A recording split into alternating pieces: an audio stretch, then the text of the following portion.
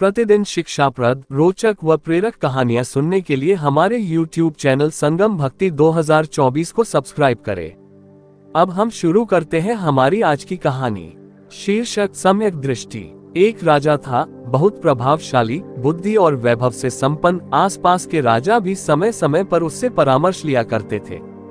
एक दिन राजा अपनी शैया पर लेटे लेटे सोचने लगा, मैं कितना भाग्यशाली हूँ, कितना विशाल है मेरा परिवार, कितना समृद्ध है मेरा अंतःपुर, कितनी मजबूत है मेरी सेना, कितना बड़ा है मेरा राजकोष के सामने कुबेर के खजाने की क्या बिसात। मेरे राजनिवास की शोभा को देखकर अप्सराएं भी ईर्ष्या करती होंगी। मेरा हर वचन आदेश होता है। राजा कवि हृदय था और संस्कृत का विद्वान था।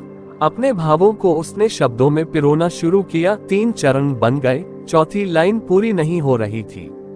जब तक पूरा श्लोक नहीं बन जाता तब तक कोई भी रचनाकार उसे बार बार दोहराता है। राजा भी अपनी वे 3 लाइनें बार बार गुनगुना रहा था। चेतोहरा युवे स्वजनानुकूल सद्बांधव प्रणयगर्भगिरश्च भरित्या गर्जन्ती दंते निवाहा स्विरलास्तुरंगा।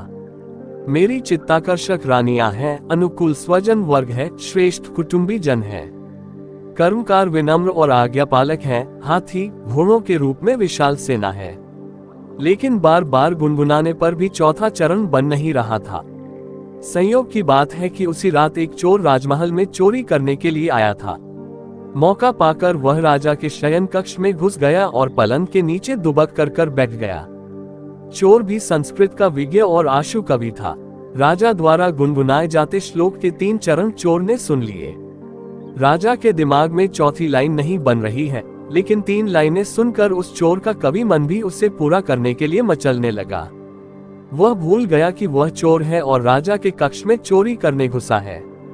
अगली बार राजा ने जैसे ही वे 3 लाइनें पूरी की, चोर के मुंह से चौथी लाइन निकल पड़ी। सम्मीलने नयनयो नहीं किंचिदस्ति। राज्य वैभव आदि सब तभी तक है जब तक आंख खुली है। आंख बंद होने के बाद कुछ नहीं है। आप किस पर गर्व कर रहे हो? चोर की इस एक पंक्ति ने राजा की आंखें खोल दी। उसे सम्यक दृष्टि मिल गई।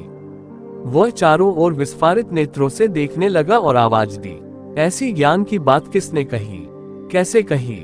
उसने आवाज दी कि यहाँ जो कोई भी है वह मेरे सामने उपस्थित हो। चोर सामने आकर खड़ा हुआ, फिर हाथ जोड़कर राजा से बोला, हे राजन, मैं आया तो चोरी करने था, पर आपके द्वारा पढ़ा जा रहा श्लोक सुनकर यह भूल गया कि मैं चोर हूँ।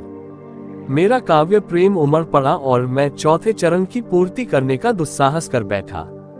हे राजन, मैं अपराधी हूँ, मुझे क्षमा कर दें। राजा ने कहा, तुम अपने जीवन में चाहे जो कुछ भी करते हो, इस क्षण तो तुम मेरे गुरु हो। तुमने मुझे जीवन के यथार्थ का परिचय कराया है।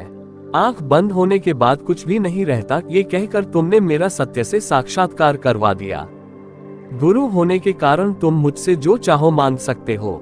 आज मेरे ज्ञान की आंखें खुल गईं। इसलिए शुभस्य शीघ्रम इस सूक्त को आत्मसात करते हुए मैं शीघ्र ही संन्यास लेना चाहता हूँ। राज्य अब तृण के समान प्रतीत हो रहा है। तुम यदि मेरा राज्य चाहो तो मैं उसे सहर्ष देने के लिए तैयार हूँ। चोर बोला, राजन, आपको जैसे इस वाक्य से बोध पाठ मिला है, वैसे ही मेरा मन भी बदल गया है। मैं भी संन्यास स्वीकार करना चाहता हूँ। राजा और चोर दोनों सन्यासी बन गए। एक ही पंक्ति ने दोनों को स्पंदित कर दिया। ये है सम्यक दृष्टि का परिणाम। जब तक राजा की दृष्टि सम्यक नहीं थी, वह धन, वैभव, भोग, विलास को ही सब कुछ समझ रहा था। ज्यों ही आंखों से रंगीन चश्मा उतरा, दृष्टि सम्यक बनी कि पदार्थ पदार्थ हो गया और आत्मा आत्मा।